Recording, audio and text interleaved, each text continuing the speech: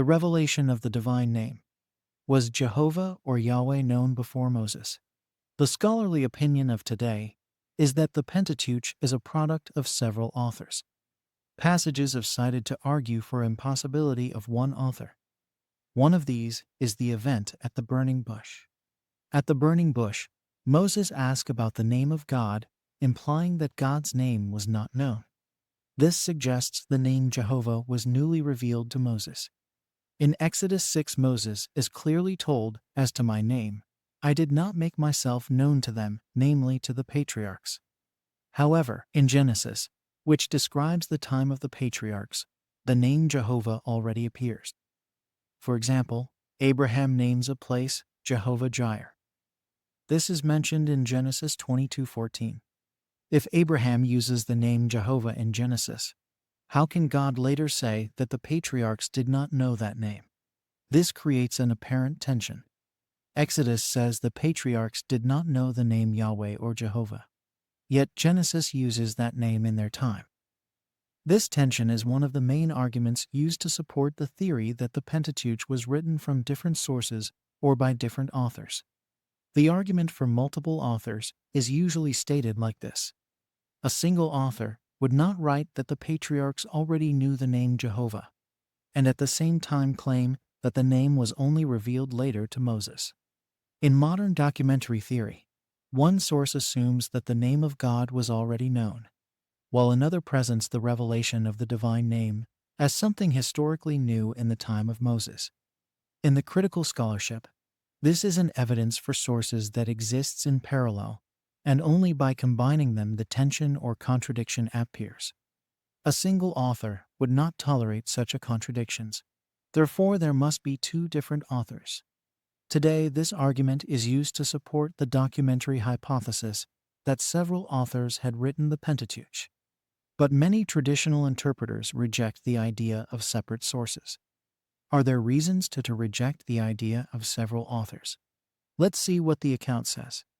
In Exodus chapter 3, Moses has his first encounter with God at the burning bush. Here is the first time Moses is asking about the name of God. According to Exodus 3:13, Moses says, "And they shall say to me, What is his name? What shall I say unto them?" If the question truly concerns God's name, then the name would be given as the answer. But note what God said to Moses in Exodus 3:14. And God said unto Moses, I am that I am. And he said, Thus shalt thou say unto the children of Israel, I am hath sent me unto you. The answer that is given is not the name, rather the definition or the meaning of the name. Moses wanted to know what the name stands for. What is the significance? Therefore, the interpretation is given. Obviously, Moses asked for the meaning or definition of the name, and not just the name. After the meaning of the name is given, the name is mentioned. According to Exodus 3:15 it says, And God said moreover unto Moses, Thus shalt thou say unto the children of Israel, Jehovah, the God of your fathers, the God of Abraham, the God of Isaac, and the God of Jacob, hath sent me unto you. This is my name forever, and this is my memorial unto all generations. What is the important aspect of the encounter of Moses? The answer provides the significance or definition of the name, instead of stating the name itself. Clearly, Moses sought the significance or definition behind the name, rather than merely its label. J.A. Madier says in his book The Revelation of the Divine Name, the interrogative pronoun what that is used in Hebrew in the sentence for what is his name requests an exposition of the character of God. J.A. Madier has translated Exodus 6, verse 2 and 3. And God spoke to Moses, and said to him, I am Yahweh. And I showed myself to Abraham, to Isaac, and to Jacob in the character of El Shaddai. But in the character expressed by my name Yahweh, I did not make myself known to them. Moses' inquiry extended beyond a mere request for a name. Moses sought to comprehend the deeper significance, character, and essence encapsulated within God's name.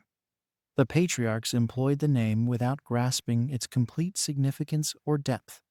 Is there evidence indicating that the patriarchs were truly acquainted with God's name? Let us consider personal names, since many of them contained elements of the name of the God their bearers worshipped. Jochebed is the mother of Miriam, Aaron, and Moses.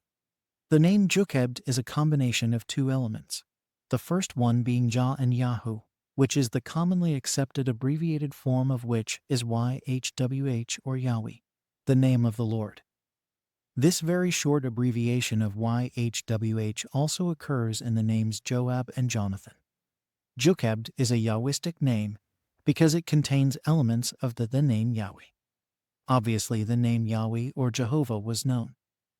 The fact the name of God was used in personal names shows that the name was known before Moses. Also, the name Joseph is a Yahwistic or Jehovistic name. The alternate form Jehoshaph occurs only in Psalm 81 verse 5. This alternate form clearly hints at the abbreviated form of YHWH, the name of the Lord. In summary, the following can be said. There is no inconsistency in acknowledging both the patriarchs' familiarity with and utilization of God's name, alongside its revelation to Moses. Moses was aware of the name he sought to understand the significance or essence of. J.A. Modier has shown in his book that Moses asked about the nature, character, or meaning of the name of God. There was pre-Mosaic knowledge of the name.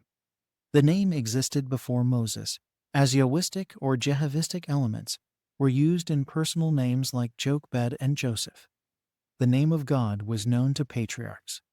The revelation of the divine name does not require the assumption of multiple authors or multiple sources. The revelation of the meaning of God's name does not refute the authorship of Moses. Moses did write the Pentateuch,